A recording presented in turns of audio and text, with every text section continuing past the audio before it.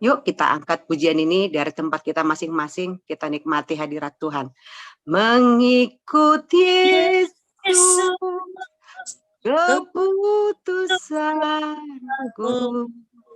Mengikuti Yesus, keputusanku. Mengikuti Yesus, keputusanku. Ku tak ingkar, ku tak ingkar. Tetap ku ikut. Tetap ku ikut, walau sendiri. Tetap ku ikut, walau sendiri. Tetap ku ikut, walau sendiri. Ku tak ingkar, ku tak ingkar. Sekali katakan mengikuti Yesus. Mengikuti Yesus, keputusanku. Mengikuti Yesus, keputusanku. Mengikuti Yesus, keputusanku. Ku tak ingkar, ku tak ingkar. Katakan ku tak ingkar, ku tak ingkar, ku tak ingkar. Amin, amin, haleluya. Kita tundukkan kepala kita. Bapa yang baik, inilah keputusan kami pada pagi hari ini. Kami datang di hadirat-Mu. Kami sudah berjanji akan mengikut Engkau, Bapa. Kami akan setia. Dan kami tidak akan ingkar, Tuhan. Sebab Engkaulah Allah kami, Engkaulah Tuhan dan Raja kami. Tuhan sudah izinkan kami boleh berkumpul pada pagi hari ini. Untuk datang menikmati hadirat-Mu. Untuk datang mengucap syukur atas kemurahan-Mu, pemeliharaanmu dalam kehidupan kami. Bapa, terima kasih buat pagi hari ini. Kami sudah memuji, menyembah Engkau, Tuhan. Kami percaya Engkau bertahta di atas pujian kami. Tilik kami, Bapa, pada pagi hari ini. Lihat hati kami, ya Tuhan. Jadikan hati kami seperti tanah yang subur. Sehingga ketika firman-Mu disampaikan, kami bisa menerima firman-Mu. Dan kami bisa menghidupinya dan melakukannya di dalam kehidupan kami. Bapa, hamba-Mu yang akan menyampaikan firman-Mu, biarlah juga Tuhan Engkau mengurapi mulut bibirnya. Sehingga hanya kebenaran firman Tuhan saja yang disampaikan pada pagi hari ini. Inilah hidup kami, ya Tuhan. Kau memberkati seluruh partisipan yang sudah hadir. Bahkan mungkin yang masih bersiap-siap untuk boleh bergabung dengan kami. Kami hanya mau datang kepadamu. Kami hanya mau mengandalkan Engkau. Sebab Engkaulah Tuhan kami. Engkaulah teladan bagi kami. Terima kasih Bapa, berfirmanlah pada pagi hari ini. Karena kami anak-anak-Mu sudah siap untuk mendengarkan. Di dalam nama Yesus, kami bersyukur dan berdoa. Haleluya. Amin. Ya, baik Bapak Ibu, kita langsung saja buka firman Tuhan pada hari ini. Dari Kisah Para Rasul 2 ayat 41 sampai dengan 47. Ya. Tema khotbah kita yang dari pembina masih tetap yaitu gereja yang hidup, ya. Nah, bicara tentang gereja, ya. Saya percaya kita orang yang sudah lahir baru, maka kita mengartikan atau definisi gereja itu bukanlah gedungnya, bukan menaranya, tapi gereja itu adalah jiwa-jiwa yang ada di dalam Kristus. Jadi pengikut Kristus itu disebut gereja. Ya, kita orang-orang ataupun jiwa-jiwa yang disebut menjadi anggota gereja, yaitu pengikut-pengikut Kristus.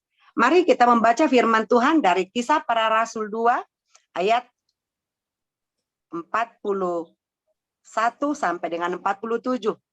Saya bacakan untuk kita semua, demikian firman Tuhan dengan judul perikop cara hidup jemaat yang pertama. Orang-orang yang menerima perkataannya itu memberi diri dibaptis, dan pada hari itu jumlah mereka bertambah kira-kira 3.000 jiwa. Mereka bertekun dalam pengajaran rasul-rasul dan dalam persekutuan, dan mereka selalu berkumpul untuk memecahkan roti dan berdoa.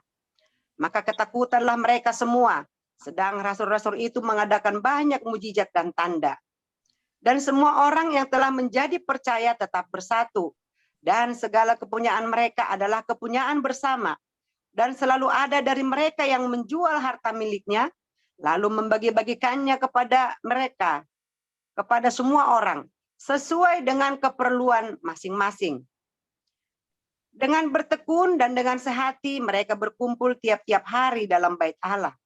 Mereka memecahkan roti di rumah masing-masing secara bergilir, dan makan bersama-sama dengan gembira dan dengan tulus hati, sambil memuji Allah, dan mereka disukai semua orang. Dan tiap-tiap hari Tuhan menambahkan jumlah mereka dengan orang yang diselamatkan. Amin. Saya percaya firman ini bukan baru lagi bagi kita.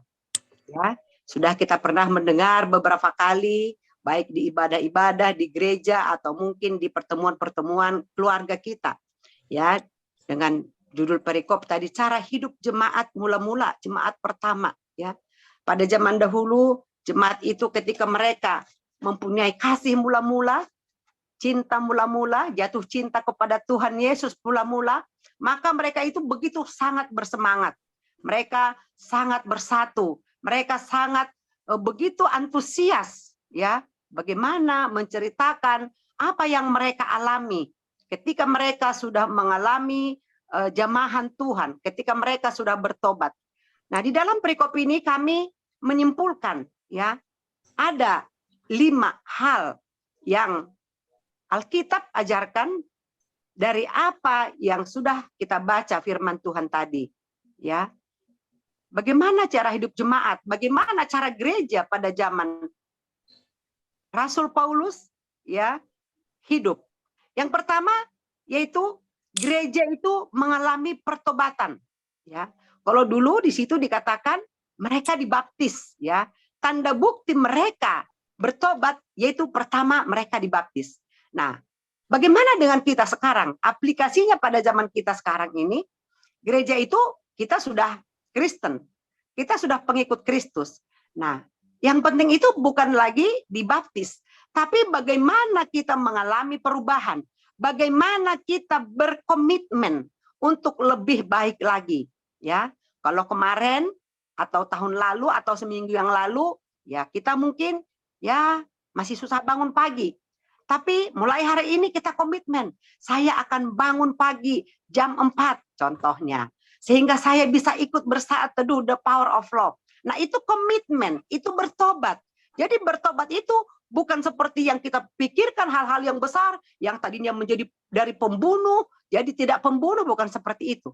Dari hal-hal kecil itu juga namanya bertobat. Kita punya komitmen di hadapan Tuhan. Bagaimana kita dari hari ke hari berubah, meninggalkan hal-hal yang tidak baik, hal-hal yang negatif, dan kita beralih, kita berjanji akan mengikuti Tuhan kepada hal-hal yang positif, yang sesuai dengan firman Tuhan. Itu yang pertama. Ya, Tuhan mau kita menjadi gereja, menjadi anak Tuhan yang bertobat, yang mempunyai komitmen untuk mengikut Tuhan lebih baik lagi, sesuai dengan firman Tuhan. Kemudian yang kedua, kita itu dikatakan menjadi gereja yang lahir dan bertumbuh di dalam firman Tuhan. Tadi dikatakan di ayat 42, ya, mereka bertekun dalam pengajaran rasul-rasul dan dalam persekutuan, dan mereka selalu berkumpul untuk memecahkan roti dan berdoa. Ya, jadi mereka bertekun seperti ini. Mereka bertekun itu melakukannya berulang-ulang, selalu. Mereka datang, mereka belajar, tidak bosan-bosan. Mereka tidak pandang bulu siapa yang mau menyampaikan firman Tuhan, siapa yang menjadi pembicara, siapa yang menjadi pemimpin pujian. Tidak, dikatakan bertekun. Bertekun itu fokus kepada satu tujuan, yaitu kepada firman Tuhan. Jadi gereja yang lahir dan bertumbuh di dalam firman Tuhan. Karena rasul-rasul itu dibesarkan, dididik adalah di dalam pengenalan dengan Yesus Kristus, di dalam firman Tuhan. Itu yang kedua. Kemudian yang ketiga, masih di ayat yang 42 dikatakan mereka berdoa. Emang ada Bapak Ibu gereja yang tidak berdoa atau anak Tuhan yang tidak berdoa? Ada, banyak. Hanya jadi orang Kristen, jadi anak Tuhan, tapi tidak pernah berdoa, tidak mempunyai jam doa, ya. Dalam arti berdoa di sini tidak membangun hubungan dengan Tuhan, tidak pernah bercerita, tidak pernah mengobrol dengan Tuhan. Itu arti berdoa, ya, bukan berdoa, kita mau makan, Tuhan, saya mau makan, ya berkati makanan ini, haleluya, amin. Bukan seperti itu. Tapi bagaimana kita punya hubungan dengan Tuhan? Itu namanya gereja yang berdoa ataupun anak Tuhan yang berdoa. Kita mempunyai jam doa, ya paling tidak kalau sekarang mungkin, kalau dulu kita ya berdoa hanya pagi, kemudian malam, mau tidur, mungkin hanya itu saja. Kan gitu. Tapi mari, sekarang kita bangun hubungan dengan Tuhan, berikan waktu kita. Mungkin ya mulai setengah jam dulu kita berdoa kepada Tuhan. Apa tujuan kita berdoa? Kita meminta kekuatan kepada Tuhan. Dan bukan hanya meminta, kita bersyukur buat apa yang kita alami. Ya, sampai pada hari ini. Nah, itu namanya kita menjadi gereja ataupun jemaat yang berdoa. Dan yang keempat, kita dikatakan menjadi gereja yang bersaksi, memberitakan Injil. Ya, ayat 46 dikatakan di sana, dengan bertekun dan sehati, mereka berkumpul tiap-tiap hari dalam bait Allah. Mereka memecahkan roti di rumah masing-masing secara bergilir dan makan bersama-sama dan gembira dengan tulus hati. Ada kebersamaan, ya, ada ketulusan hati, ada ketekunan. Ya, memang di zaman pandemi ini kita tidak bisa lagi kumpul-kumpul, Bapak Ibu. Makanya jadi bentuk kebersamaan kita sekarang ini, ya, sebagai gereja Tuhan, ya ini di dalam persekutuan ini, di dalam kita belajar firman Tuhan ini. Kita bersama-sama, kita bersharing. Makanya The Power of Love menganjurkan, mengharapkan sekali kita semua bisa ambil bagian. Apa yang kita miliki, ayo kita impartasikan, kita bagikan lewat The Power of Love. Ya, jangan kita hanya menjadi penonton. Itu harapan dari pengurus The Power of Love, pembina The Power of Love. Kita semua bisa berperan. Apa yang Anda bisa? Itu yang diharapkan. Jadi kita bersaksi, kita memberitakan Injil lewat kesaksian-kesaksian hidup kita. Ya, itu yang keempat. Dan yang kelima, gereja yang saling mengasihi. Gereja yang peduli, gereja yang mempunyai rasa kebersamaan. Ya, ini perlu ditanamkan. Kalau di dalam satu gereja kita tidak peduli, ya, kita cuek saja, kita datang, mau datang jam berapa terserah, keluar jam berapa terserah, itu namanya kita tidak mempunyai rasa kebersamaan. Tapi ketika kita ketemu di Zoom ini, ya, kita karena kita lewat Zoom. Ketika kita di Zoom ini kita sapa satu dengan yang lain, ya. Makanya The Power of Love menyediakan waktu 30 menit setelah kita selesai ibadah jam 6. Jam 6 sampai dengan 6.30 di sana kita ada ramah tamah. Di sana kita bertegur sapa. Apa yang kamu rasakan? Apa jadi pergumulan kamu? Apa yang kamu harapkan dari saya? Atau apa saran kamu dengan saya? Ya, ya mungkin di dalam doa-doa Bapak Ibu mempunyai penglihatan ataupun mempunyai sesuatu yang Tuhan mau sampaikan, Roh Kudus mau sampaikan buat kami, buat pengurus, buat saya pribadi. Saya dengan senang hati, ya, terbuka untuk itu. Nah, jadi untuk itu jelas pada pagi hari ini Tuhan mengingatkan kita, kalau kita mau menjadi gereja yang hidup, kita harus mempunyai perubahan demi perubahan.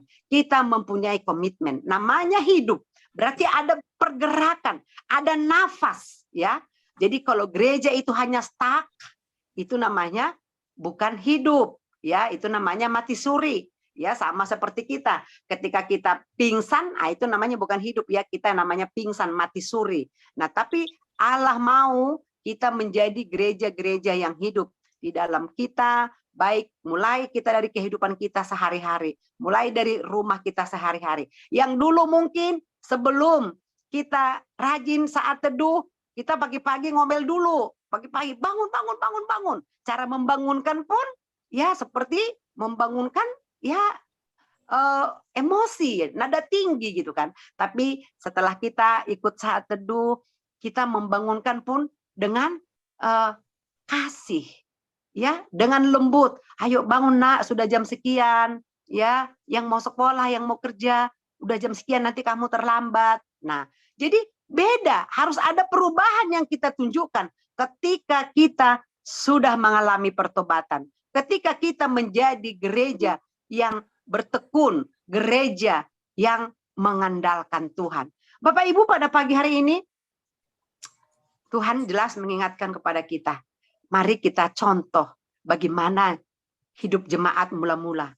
Ketika mereka baru-baru mengenal Kristus. Mereka begitu antusias, mereka begitu semangat, dan dikatakan tadi, mereka bersaksi ya satu sama lain.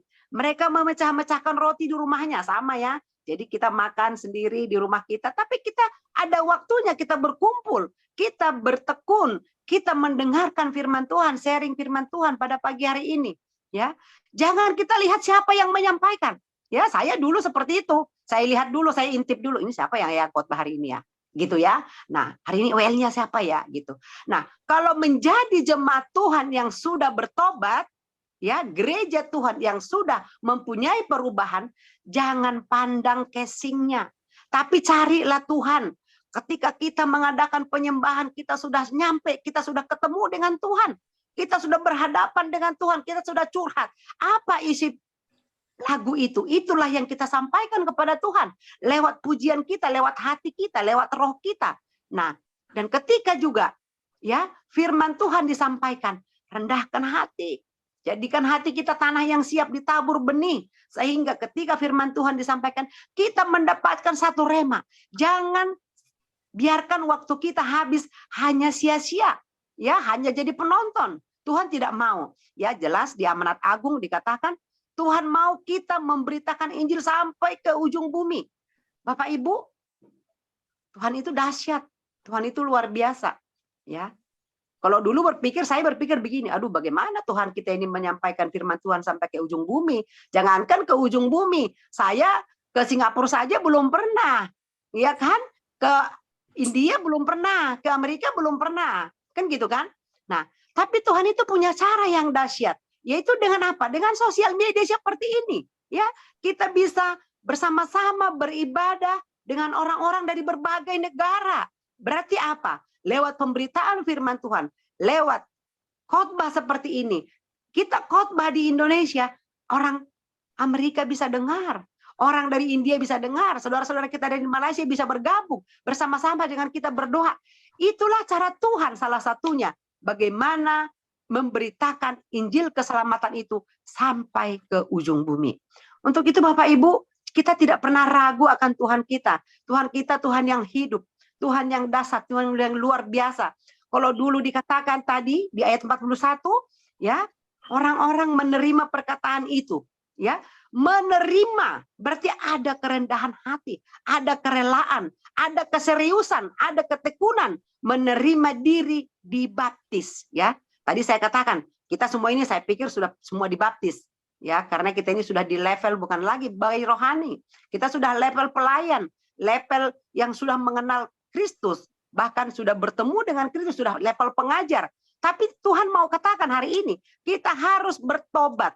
Kita harus punya komitmen yang tiap hari semakin baik, dan semakin sempurna seperti Kristus. Dan dikatakan di sana, sehingga jumlah mereka pada hari itu, ya, jumlah mereka bertambah kira-kira 3.000 jiwa. Jadi apabila gereja itu, ya, menjadi gereja yang hidup, menjadi gereja yang sesuai dengan firman Tuhan, maka kita bisa memenangkan jiwa-jiwa.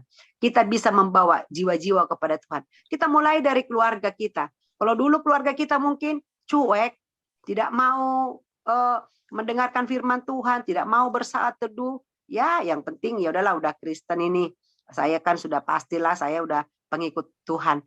Ya sudah, sampai di situ saja. Tidak mempunyai kerinduan untuk lebih lagi mengenal Tuhan, apalagi untuk menceritakan kepada orang lain. Itu kan tugas pendeta, itu udahlah mereka aja lah, itu yang rohani-rohani aja lah, mereka yang menginjili. Tidak seperti itu. Tapi ketika kita Tuhan sudah tangkap, Tuhan sudah pilih, Tuhan sudah tetapkan kita menjadi pengikut Tuhan. Maka kita mempunyai roh yang menyala-nyala. Kita mempunyai kerinduan. Kita setiap bertemu dengan orang, kita rindu agar teman kita itu bisa mengenal Kristus dari kita. Kita rindu mereka juga bisa mengalami apa yang seperti kita alami. Ya, mungkin di dalam kehidupan kita tidak banyak lagi keluar hanya dari rumah. Tapi seperti kata hamba Tuhan, banyak cara kita untuk memenangkan jiwa. Ya, dengan menyapa keluarga kita, mengirimkan firman Tuhan kepada teman-teman kita, kepada saudara kita. Dengan menyapa terlebih dahulu di grup-grup, itu juga cara kita. Dari cara itu orang melihat, ini kok rajin ya. Kenapa ya? Kok senang sekali dia menyapa kita selamat pagi, terus malam, selamat malam. Dengan itu orang juga bisa merasakan bahwa di dalam hidup kita ada kasih Tuhan, ada Roh Kudus yang bekerja. Oleh karena itu Bapak Ibu, dalam waktu yang singkat ini, kami mau sampaikan kembali kepada kita semua, mari kita meniru cara hidup jemaat mula-mula. Mari kita datang kepada Tuhan dengan ketulusan hati. Kita bertekun, kita bersama-sama belajar, ya. Dan biarlah lewat kehidupan kita, banyak jiwa-jiwa yang kita bawa kepada Tuhan. Dimanapun kita berada, baik kita di dalam kita bekerja, di dalam keluarga kita, di dalam komunitas kita, mari kita menjadi contoh, menjadi model dengan kita ramah, ya, dengan kita ya peduli dengan mereka, ya, memberikan senyum, itu kita sudah menjadi teladan, menjadi contoh buat saudara-saudara kita yang bertemu dengan kita. Demikian Bapak Ibu, singkat firman Tuhan pada pagi hari ini. Mari kita datang kepada Tuhan dan kita katakan, ini aku Tuhan, kami sudah berkomitmen untuk mengikut Tuhan. Dan kami rindu Tuhan pakai menjadi saluran berkat-Mu. Ya, untuk itu biarlah Roh Kudus yang bekerja pada setiap kita. Dan biarlah lewat kehidupan kita, banyak jiwa-jiwa yang dimenangkan, banyak orang-orang yang mencari Tuhan. Ya, ada apa dan di mana? Kenapa bisa ada perubahan terhadap bapak ataupun ibu ini? Seperti itu. Jadi, walaupun masalah datang, walaupun pandemi ada, tapi kita tetap bersemangat di dalam Tuhan. Karena pemeliharaan Tuhan itu sempurna dalam kehidupan kita, dalam setiap anak-anak Tuhan di dalam gereja. Dan satu hal lagi, bahwa gereja itu bukanlah gedungnya, ya, tetapi jiwa-jiwa, hati kita, itulah gereja yang sesungguhnya. Dan Tuhan mau kita menjadi pengikut Tuhan yang benar-benar mengandalkan Tuhan, yang diam di dalam Tuhan dan hidup bersama dengan Roh Kudus, berdampingan, bersama-sama bergandengan tangan, sehingga kita bisa melakukan amanat agung Tuhan Yesus Kristus untuk menyampaikan berita keselamatan sampai ke ujung bumi. Baik Bapak Ibu, demikian firman Tuhan pada pagi hari. Biarlah firman Tuhan boleh memberkati setiap kita, dan mari kita tundukkan kepala, kita berdoa. Bapak, terima kasih Tuhan buat pagi hari ini, buat firman Tuhan yang begitu singkat buat kami. Tapi kami boleh dikuatkan, diingatkan kembali Tuhan, agar kami pengikut Tuhan, kami sebagai gereja menjadi gereja yang punya komitmen, punya perubahan demi perubahan untuk menjadi seperti apa yang Tuhan harapkan dalam kehidupan kami. Kami menjadi gereja yang bertumbuh di dalam firman Tuhan, menjadi gereja yang berdoa, menjadi gereja yang bersaksi dan memberitakan Injil kemana saja dan kapan saja. Dan kami juga menjadi gereja yang mengasihi sesama kami manusia dan terlebih mengasihi Tuhan. Tuhan, terima kasih buat firman-Mu pada pagi hari ini. Kami percaya ya Tuhan, Roh Kudus akan memberikan kami kekuatan, akan menuntun kami di dalam setiap hidup kami, sehingga kami Bapa semakin hari semakin serupa dengan apa yang Tuhan mau dalam kehidupan kami. Pakai kami Tuhan, setiap partisipan yang sudah hadir pada pagi hari ini. Tuhan memberkati kami sepanjang hari ini. Apapun yang kami kerjakan, biarlah Tuhan itu semuanya boleh menjadi kemuliaan bagi nama Tuhan dan damai sejahtera dalam kehidupan kami. Berkati seluruh usaha kami, pekerjaan kami, bahkan jika pada saat ini kami sedang bergumul, biarlah Engkau menjadi jawaban atas hidup kami. Bahkan Tuhan, jika ada yang sakit Bapa, kami tetap memohon kemurahan-Mu, perkenanan-Mu Bapa, untuk menjamah setiap kami yang mengalami sakit penyakit pada hari ini, biarlah boleh mengalami kesembuhan, mengalami mujizat demi mujizat dalam kehidupan kami. Seperti apa yang dirasakan oleh hidup jemaat pada zaman mula-mula. Mereka mengenal kasih daripada Tuhan. Terima kasih Bapak, terima kasih buat pagi ini. Terpuji Engkau sekarang sampai selama-lamanya. Di dalam nama Yesus kami mengucap syukur dan kami berdoa. Haleluya. Amin. Baik, saya serahkan kepada Bapak Surbakti ataupun kepada Ibu Rumanggun.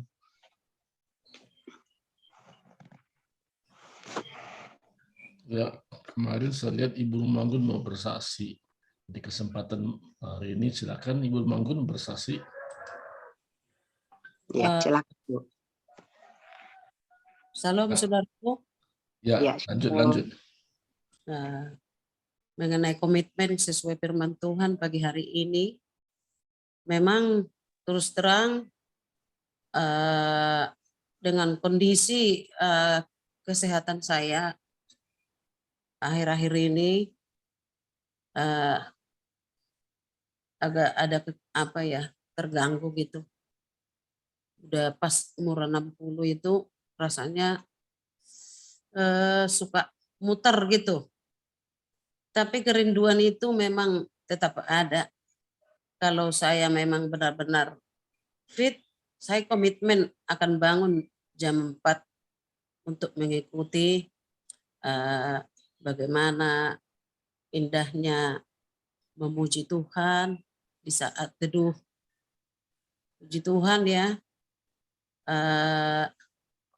firman Tuhan pagi hari ini membuka hati saya supaya membuat komitmen dan kita boleh menjadi beda ya. Artinya tidak selalu dengan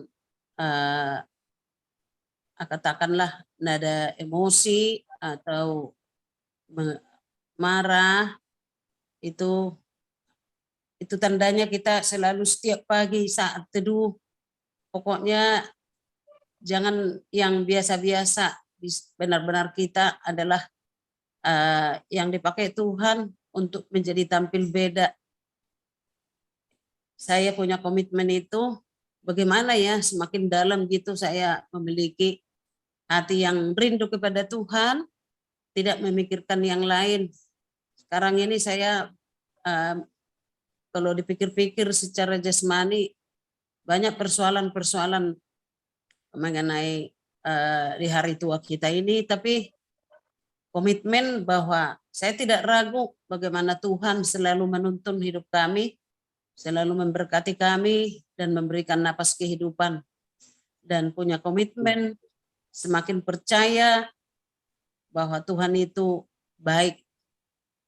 Sayang tadi saya memang agak ini yang nggak ngerti, kalau HP ini salah pencet udah repot. Jadinya saya konsentrasi saya buir jadinya Pak, tapi tidak mengurangi sukacita kita kepada Tuhan, kerinduan kita.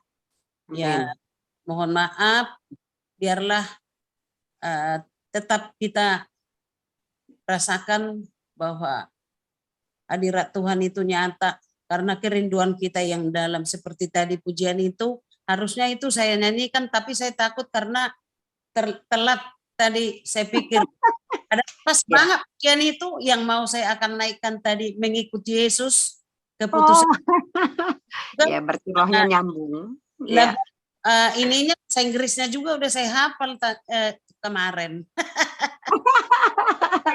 Nyambung kan? Nanti mana tahu ada datang Pak Raja bisa mengerti pujian ini, jadi udah saya hafal bahasa Inggris. Ya, betul. Bagus. Benar-benar roh itu ya. Iya. Di dalam kerinduan itu nyambung. Jadi udah saya pikir saya putus saja satu lagu karena udah lewat waktu, telat. Ya, oke. Biarlah pagi hari ini kita seperti firman itu, jadi gereja yang hidup. Hati yang hidup adalah bisa memaafkan, mengampuni kekurangan, kelemahan sesama kita. Dan kita benar-benar boleh menjadi saluran berkat, artinya menjadi damai sejahtera buat semua orang. Terima kasih. Amin.